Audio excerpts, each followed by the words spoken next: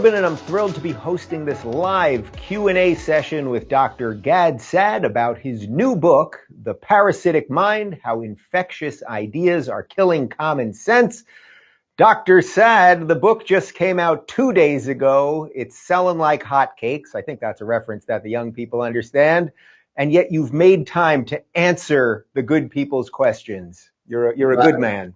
Thank you. And I should say you're even a nicer man because you agreed to do this. When they told me who should moderate this event, there was only one name that was possible, and that was the great Dave Rubin. So thank you. I'm thrilled to be part, and it only seems fitting because you've been on my show roughly 400,000 times. So I'm returning the favor, although in this instance, I'm not going to ask you any of my own questions. I'm going to ask you audience questions because people have been submitting questions about the book and the writing process and the whole thing. And actually, your audience, I don't want to inflate their egos, but these people are pretty good because some of these questions. Smart, aren't they? I saw some of the. Before we start, Glenn Beck, the last time I appeared on his show, said to me, stop saying in my forthcoming book, you have to say the name, The Parasitic Mind.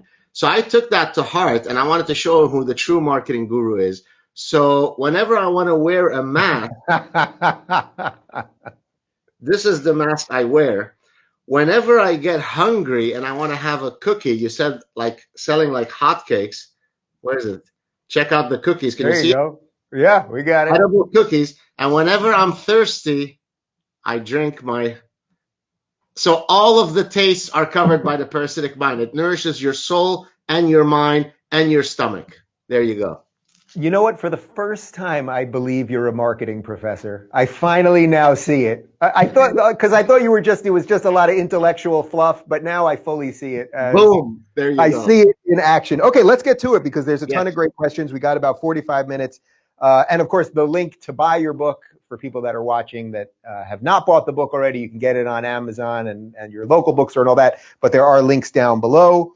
I thought you'd find this one interesting as the first one. As a social anthropologist, I experience the postmodernist nonsense every day, and on your advice, I'm no longer willing to sit by in silence.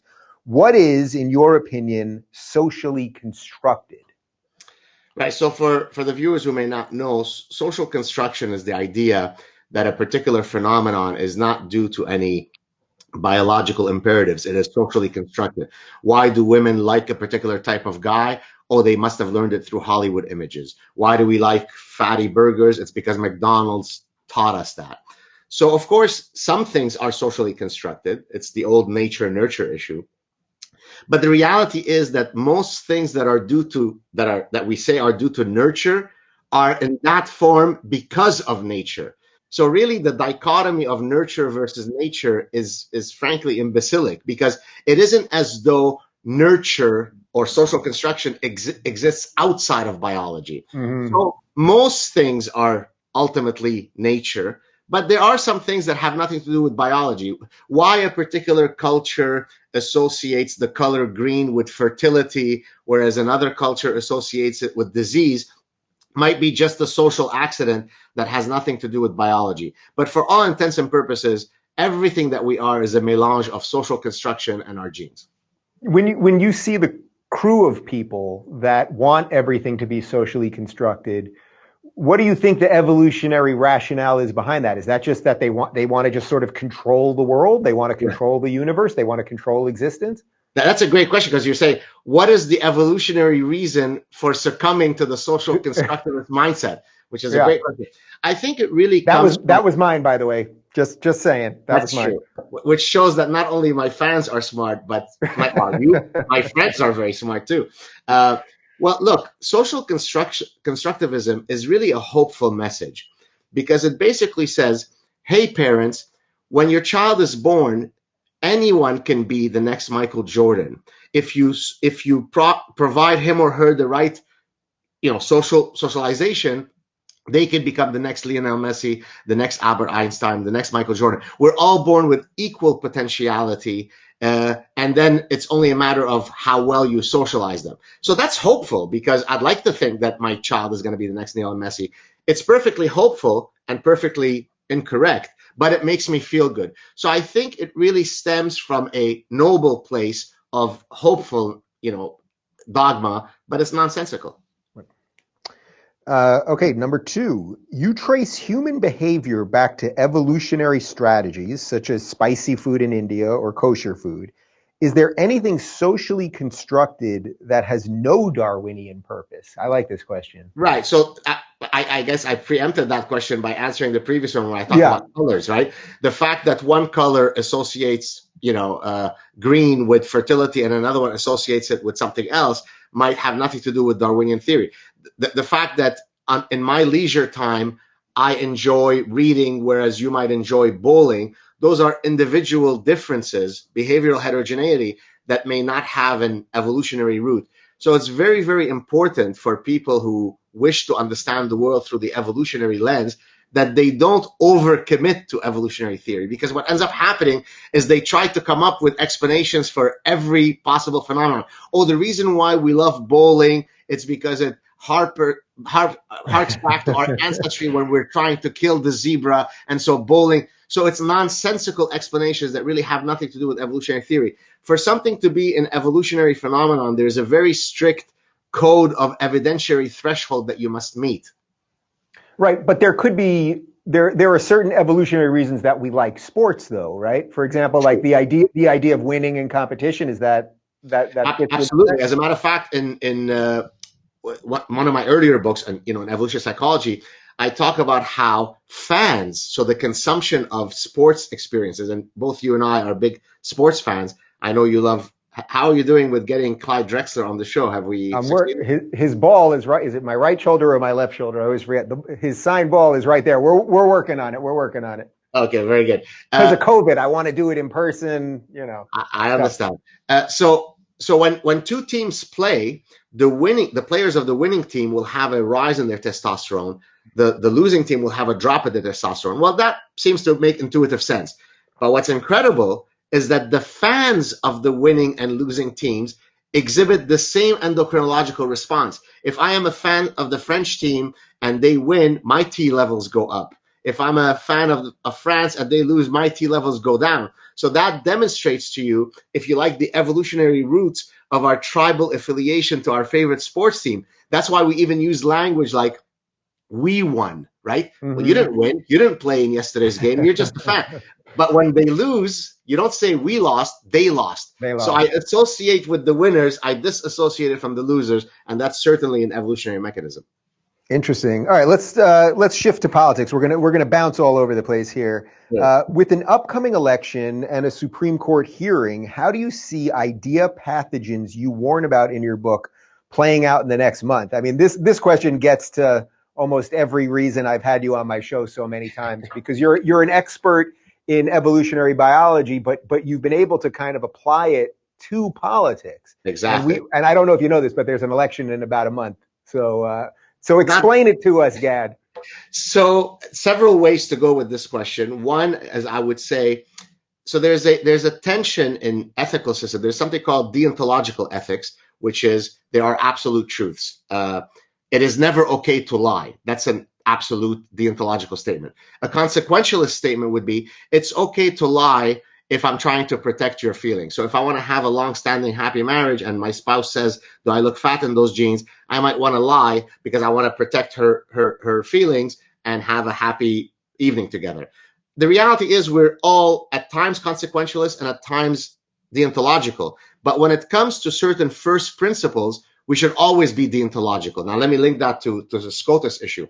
When people went after Brett Kavanaugh, some of them are common friends, they became consequentialist. Presumption of innocence didn't matter. Evidentiary threshold didn't matter because there was a more important consequence, which is we need to get rid of this guy. So the first principles went out the window because it was important what the ultimate result would be. And I suspect the same thing is going to happen with this current nominee. They can't accuse her of being a gang rapist going up and down the East Board, raping everybody in sight, but they can accuse her of other things. So I satirized this. I called her the fertility extremist, right? Because people were attacking her for having had 5 children and adopting 2. And the 2 that she adopted was a manifestation of her colonizing black bodies, right? It wasn't because she is noble. She is taking 2 young black children out of Haiti No, she was a colonizer of black bodies. So I suspect the same kind of tribal nonsense will happen. Yeah. Does that explain so much of the way you look at politics, basically, the sort of two ways to deal with the truth? Because it seems like you can, of course, say Donald Trump lies all the time, and it can sort of just come at you very obviously, versus often when, say, Democrats lie. I know you were tweeting about the VP debate last night. The lies are more about what their policy positions are, where Trump has sort of these big over-the-top bombastic statements. They lie about policy issues, and it's just sort of a different way of lying. I agree. So you're right. Trump will say, I've got the biggest penis in the world. Just ask my wife. Okay. So it may be a lie. It may be that Ron Jeremy has a bigger penis. Some of you may know that reference or not, but his lies are, as you said, bombastic. I'm the best. I'm the greatest. Nobody loves me I'm the best president. Whereas not only do Democrats lie about policy issues, they actually lie about something more insidious. They lie about the epistemology of truth. What do I mean by that? The scientific method is the means by which we adjudicate positions. We want to test a hypothesis, we use the scientific method.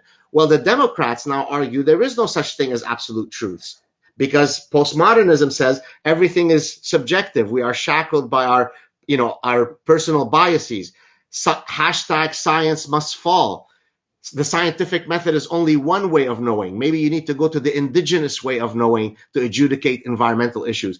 All of that bullshit is not coming from Donald Trump. It's coming from the left. So yes, Donald Trump lies a lot, but the left lies about the pursuit of truth. That's a much bigger lie. Yeah, I wonder, did you notice last night how often, and Hillary used to do this all the time, but when Pence would make a point to Kamala, she laughs it off and smiles it off. And there must be a trick, a sort of, is that an evolutionary trick or a psychological trick? When someone's telling you something that you know to be true or calling you out on some sort of BS that you've put out there, and your reaction, as opposed to confronting it, is to just laugh in their face or I'm smile not sure it off.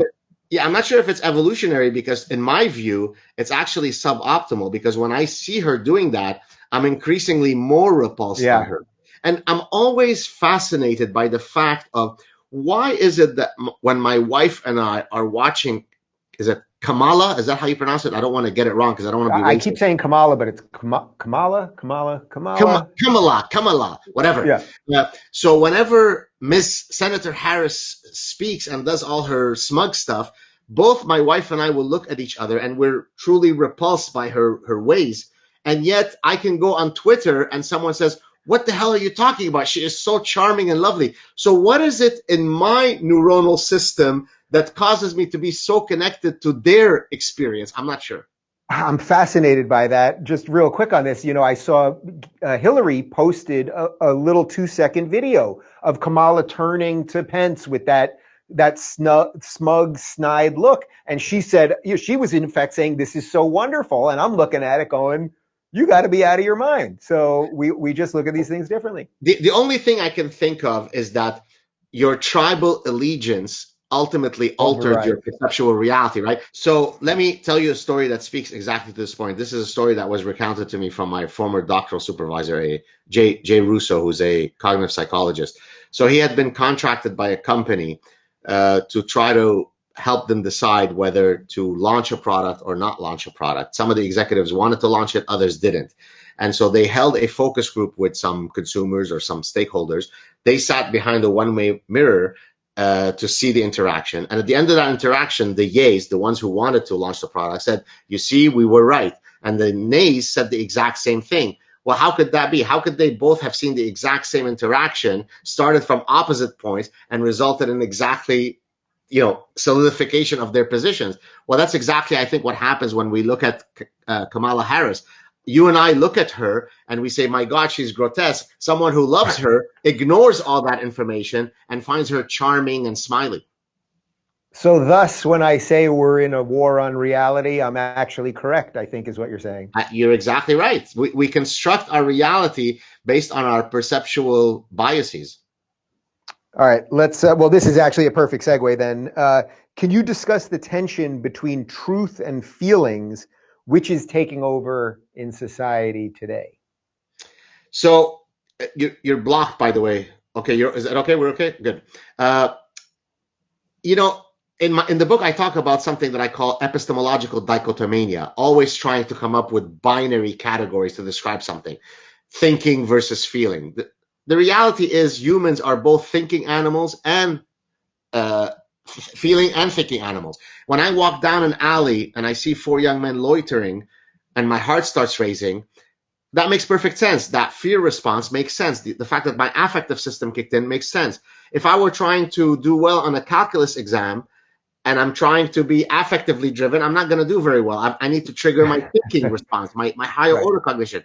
What ends up happening in politics often is that we trigger our affective system rather than our reasoning system. So, example, Obama is tall, he's lanky, he's majestic. He speaks with a mellifluous voice. He's got a radiant smile. My God, I'm intoxicated. I'm in love with him. By the way, imagine this to be the cork of a wine bottle, right? There's an expression in Arabic to get drunk by simply smelling the cork of the wine bottle. I don't need to drink the actual wine. I just get drunk by smelling it. Well, this is what's happening when I look at Obama and I go, oh my God, I'm intoxicated by his magisterial nature. On the other hand, when Obama speaks, he's brash, he's disgusting, he's brazen. Trump. Excuse me. Yeah. Trump. And so I despise him. And I think we discussed previously on your show, that becomes an aesthetic injury. So all that I've said right now is completely affectively driven. It's driven by my feelings. I detest him. He disgusts me, right? You haven't said a thing about his policies. This is what upsets me so much about many of our common friends, right? If you actually ask them specific policy points, they wouldn't be able, as a matter of fact, they might agree with Trump, but he disgusts them. So don't use your affective system in the wrong context. Yeah. Do you think we live in a time right now, perhaps because of social media, that the affective system, the feeling system is just more powerful than the fact-based view of the world? I mean, to some extent, I think you're right, because the velocity at which information, moves doesn't allow for, great intellectual pontifications, right? So it's much easier to use a fast and frugal heuristic like my feelings. I'm pissed, shut up, racist, right? That doesn't take a lot of intellectual commitment on my part to elicit the affective system. So I think you're onto something. I think that the velocity, the rapidity of social information exchange on social media maybe weighs much more on the affective system than the cognitive system. It reminds me sort of, you see this all the time. Some journalist will say something over the top and it'll get 40,000 retweets. And then they realize it's factually wrong and they calmly correct themselves and it gets 3 retweets. And it's sort of like, oh, the emotional one worked for everybody and got everybody crazy, but now facts, not so much. Well, I'm sure you've probably seen or heard of the studies that look at, for example, a negative review will reach 10 times more people than a positive one. A lie will reach a lot more people than a positive, than a truth, right? Which, by the way, speaks to something that is relevant to my book in the Parasitic Mind. So people often tell me, well, your idea pathogens, is that similar to memes? I mean, yes and no, because idea pathogens are genuinely parasitic. They're akin to the parasite that enters an organism's brain and causes it to behave maladaptively, whereas a meme could be positive, neutral, or negative. But mimetic theory is actually the study of why certain memes spread quicker than others. So in the same way that viruses could either be more or less contagious, why is it that some memes can spread like wildfire and others not? And that, by the way, that study is an evolutionary-based study. It would be interesting if your next book was a follow-up where you actually maybe co-wrote it with a biologist, right? Because I suppose there could be some interesting studies done on the brain itself related to all of this. I mean, certainly that would be nice. Although, and this is probably a fault of mine. One of the reasons why I haven't even produced more than I have, and I think with all due modesty, I've produced tremendously, is I'm always very shy to collaborate with people because my standards of perfectionism are actually quite brutal. And I think you and I might have discussed this when you came on my show to talk about your book at the time, that it's very hard for me to collaborate with someone because I need to make sure that they write every word themselves, that they fact check everything. If my name is going to go on it, can I trust that they did the right thing? So if you can find me a biologist that has my exacting standards, then maybe I'll collaborate with them. I'll do a little Google and let me see who I can come up with. All right, let's see. Well, this is sort of a broad one that I'm sure you get all the time, and we've discussed before. What advice do you have for how individuals can stand up to these progressive ideas? What do you recommend to those who wish to fight back? I mean, you do talk about this in the book a little bit at the end, but we've talked about this many times. So there are two ways to answer this. One is a bit longer, so let me start with this one and then maybe a quicker way. So first of all, I argue that when you're trying to stake out a position, you need to do the intellectual work to actually demonstrate the veracity of your point, right? So if I want to demonstrate that toy preferences are not socially constructed, but that they have a biological root, why is it that little boys prefer trucks and why is it that little girls prefer dolls? Then I'm going to have to think about what are all of the ways by which I can construct a nomological network of cumulative evidence to convince Dave of my position. It's a very powerful epistemological tool because it removes the affective system. It removes hysteria. I can drown you in such a tsunami of evidence that it becomes difficult for you to counter against that, which, by the way, also teaches you to have epistemic humility. If you were to ask me, what's your position on the legalization of marijuana? My first answer would be, I don't know enough about it to pronounce a position, precisely because I haven't done the legwork. I haven't built that nomological network of cumulative evidence. So the first answer to your question would be, if you're truly going to take positions that are intellectual based, you have to do the homework. But now let's come to sort of the call to action stuff. So one of the things that I talk about in chapter 8, the last chapter, is activate your inner honey badger. Mm-hmm. So honey badgers are the size of a small dog, but they are extraordinarily ferocious and fierce. You could have 6 lions approach them to eat them, and yet they will, run away because they are intimidated by the ferocity of the honey badger. Well, I argue you need to channel that. You need to be an ideological honey badger. Now, what do I mean by that? Don't be a honey badger when you're not standing on firm ground. But when I have a certain set of principles that I can articulate based on a foundation of principles, then you come after me, you better be ready, because I'm coming after you tenfold stronger. Don't subcontract your voice to others. Don't expect Dave Rubin to do the work for you. Don't expect Jordan Peterson or Gad Saad. Your voice matters. If people are saying stupid things on Facebook, challenge them politely. So there's a combination of these factors that causes most people to cower into silence. And if we could find a way to trigger their courage, then the silent majority will quickly end these idea pathogens. Yeah, well, unfortunately, we got a lot of people with their head in the sand, but I guess it's our job to give them room enough to at least peek out every now and again if they're not fully ready to jump in. You mentioned the thing about boys with trucks and girls with dolls. I was watching a really interesting show on Netflix. I think it's called The Toys We Grew Up With, and they talk about the history of G.I. Joe, and that when G.I. Joes came out, the original G.I. Joe dolls. And this is before my time, so this is before your time too, probably. This was probably like in the early 70s. They had, these dolls, these big dolls, and basically all the executives at the toy company kept saying, what are you talking about? Boys will never play with these dolls. And then what they realized is that, if you give them enough stuff about war and enough adventure, and you put them in a scuba gear and a bunch of other stuff, that they will actually play with them.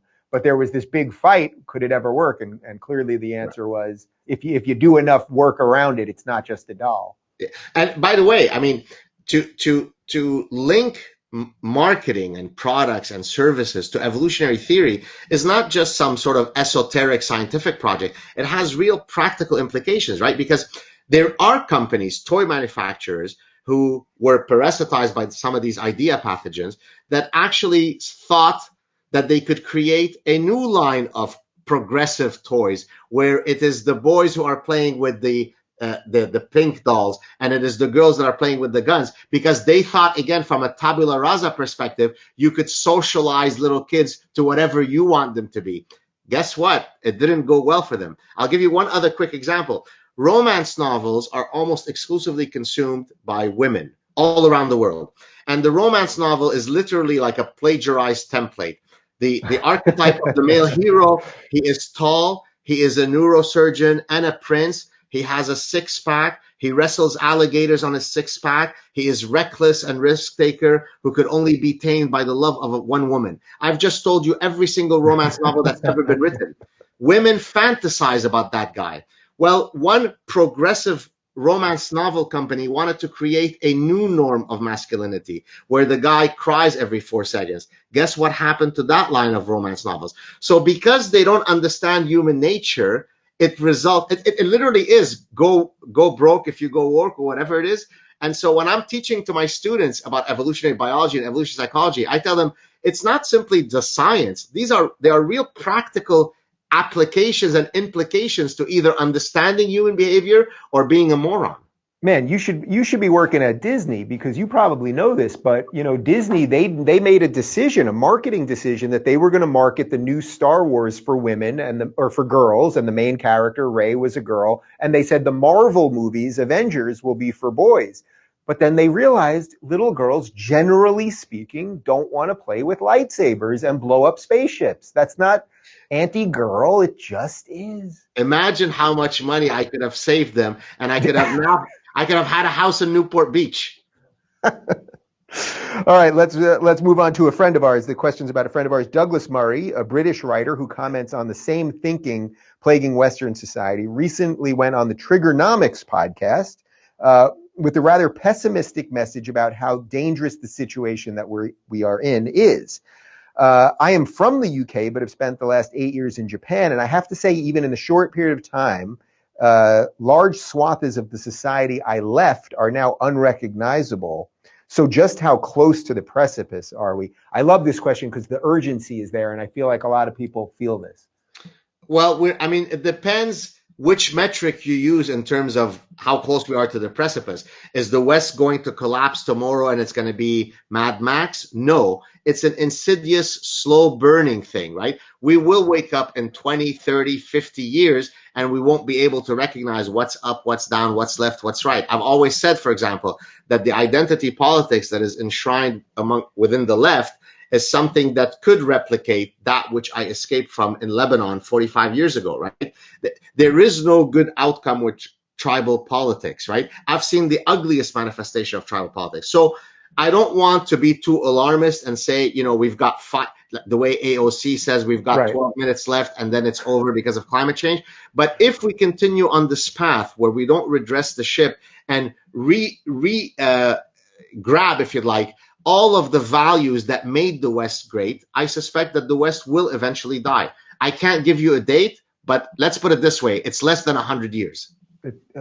God. And that sort of goes to what we were talking about earlier about how the internet spreads this. So it's like, if this was all happening 100 years ago, the bad ideas that might be percolating on a college campus somewhere in the United States wouldn't necessarily affect Canada the next moment, but right now they can affect Canada just as easily as they can affect a college in Zimbabwe. Exactly. And this, by the way, these idea pathogens that I argue in the Parasitic Mind were spawned on university campuses, they don't stay on campus, right? The virus started in the country with no known origin, because we can't say it because it would be racist.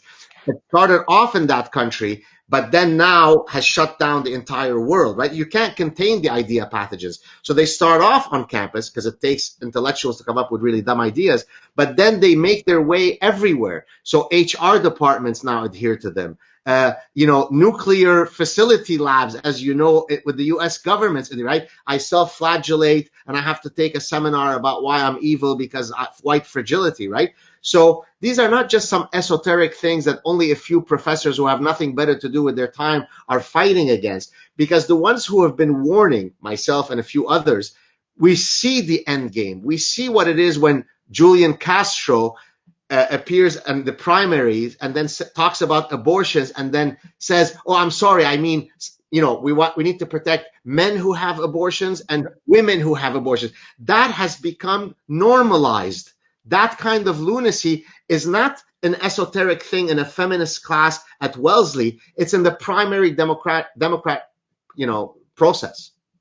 Gad, you're not going to believe this, but we hired a new director at the Reuben Report last week, and we got about 500 resumes. And I know this is crazy, but I did not ask for anyone's gender, sexuality, color of their skin, whether they had a limp or a lazy eye or anything else. And in the old days, that would be told, you'd be, that's what you do. You don't care about those things. But these days, somehow that makes me a bigot, I think.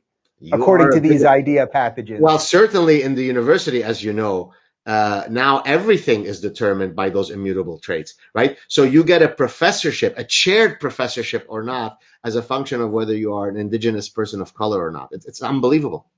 Absolutely insane. Well, this is sort of an offshoot of that question, but I think we can probably dig a little deeper on it. If we do not see a return to reason, where do you see our culture going? Is there a historical comparison between what we see now and a previous time in human history? Are we headed toward another form of the Dark Ages? I'll just add in one thing, which is, everyone throws in the Nazi, Hitler stuff every day, and it's become so meaningless, unfortunately, and it's such a degradation of history.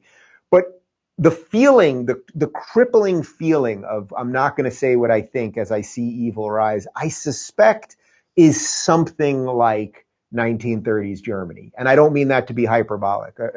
Is that over the top? No, because, the collective apathy is what allows idea pathogen 1 in 1933 or idea pathogen 2 in 2020 to flourish, right? If you stop, it's kind of like when you talk about metastatic cancer and you give it stage 1, stage 2, stage 3, stage 4. If you catch it at stage 1, it's a hell of a lot better than you catch it at stage 4. But because of our apathy, because of our cowardice, we end up waiting until it's too late. And then if we want to redress it, it is a lot more costly than had we caught it at stage 1. And so this is what I always tell people. Today, we can still win this battle through what we're doing now, through the exchange of ideas.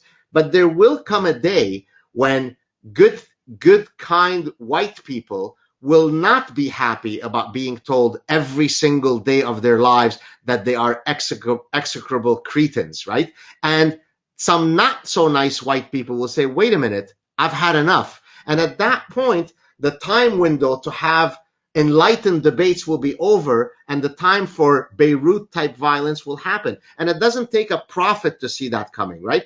So instead of allowing the cancer to spread to stage 4, let's get everybody's courage to be triggered so that we can win this battle of ideas peacefully. Do you think it's odd that something that seems so clear to you, something that seems so clear to me, and I get it, we've been in this fight from very different positions, you at the academic level, me at the YouTube level, whatever it is. But do you think it's odd that something that we see so clearly where it could go and have been warning about it and clearly have been, pretty proven right on it, that so many people can't see it, otherwise good people? It does frustrate me because as we talked about earlier, when I look at Kamala Harris and someone else looks at, I can't understand why they're not seeing the same thing as me. So the fact that you and I can see these phenomena and understand them clearly while others can't is frustrating. But I think it speaks to the beauty of the idea pathogens, right? Think about now, let's speak about an actual virus. An actual virus is a marvelous machinery, right? Because it finds a way to enter your body cells so that it could then use its circuitry to replicate and then proliferate within you. That's marvelous, right? Yeah. The idea pathogens are doing the same thing, right? They're taking some of us and they are rewiring our brains so that we can very quietly be led into the abyss of infinite lunacy. So on the one hand, I'm very frustrated. On the other hand, as a scientist, I marvel at its beauty. It's like the movie Alien, that's what it is in many ways. What was that? The abyss of infinite lunacy? If you're going to be a sci-fi writer, that is your first book, if you ever go that route. Speaking of writing, this one's a little offshoot. Can you tell us a little bit more about your writing process? Right. So I love that question. I think I had asked you a similar question when you had come on my show. Yeah. So several things I could talk about here. Number one is you can't be a productive writer if you're not very disciplined. So, when I'm writing a book, every single day, if I have bronchitis or not, if I'm tired or not, if I have a busy day or not, I have to reach a certain number of word count that day. If I don't, I'll stay up till 4 in the morning. But that's not really process, that's just discipline. My process really is to make sure that I have a very clear roadmap before I start writing, right? So in other words, I will know, okay, here are the chapters that I have. Here are the 6 sections in each chapter. Within each section, now, of course, that changes as I go along the journey, but I start off with an a priori really clear roadmap, which I then just have to fill in the specific sections. What that also does is it provides, I hope, if I've done a good job, the reader with a clear roadmap. They always know where I am in the unfolding story. Bad writers are those where you're on page 133 and you don't really know why you're on page 33. Where's this guy going? But if you could predict what's going to be on page 134, I'm a good writer. So my process is really to have a clear forest level view, and then I just fill in the details. I like this question. What does common sense mean to you? If you were defining what is common sense these days, because it's pretty uncommon. Well, common sense would be what some would call folk psychology. In other words, we come into the world with an innate sense of how things work. You don't have to really teach a child. So, for example, folk physics, that if he drops the ball, it's going to go down. It's going to go down, not up, right? So common sense is that which we're innately equipped to think the world works that way. Now, sometimes your folk psychology is wrong, right? You have an intuition about how something works, and it turns out that your sort of common folk wisdom turns out to be wrong. But common sense is, look, when I see someone who has a beard and is 6'4" and I address them as sir, it makes common sense that that is the right way by which we should structure society. It is probably not common sense to always ask people what is their gender pronoun at the start of every question. The world could not have, developed the way that it did if we had spent 40% of our times polling each other about our gender identity. So common sense is that which allows you to navigate through daily realities unencumbered by bullshit. Yeah, it's funny. We mentioned Douglas Murray before, and I think I've quoted this line to you, but his great line about how the barbarians will be at the gate and we will be debating what gender pronouns to call them. That sort of seems like where we're at right now. That gets to what you're talking about, that in a functioning society, those things don't matter. Maybe you can have those extra conversations about gender pronouns and the rest of it, but when it dominates your society, then I guess the issue is that something pretty bad is coming right behind it. Exactly. And, one of the things I talk about in the book, which also is common sense, is life is anti-fragile, to use a term from my good friend Nassim Taleb, right? Let me draw an analogy, right? There's something called the hygiene hypothesis in medicine, in evolutionary medicine. So if you look at kids who either suffer from respiratory ailments or don't, the kids who grew up in environments where they were exposed to a lot of allergens end up having less asthma. Why? Because their immune system was triggered to respond to these allergens. If you grow up in a very sterile environment, then you end up having those kinds of autoimmune diseases, okay? Well, now let's apply this to critical thinking. If you build sterile echo chambers, this idea, by the way, comes from a Australian neuropsychiatrist.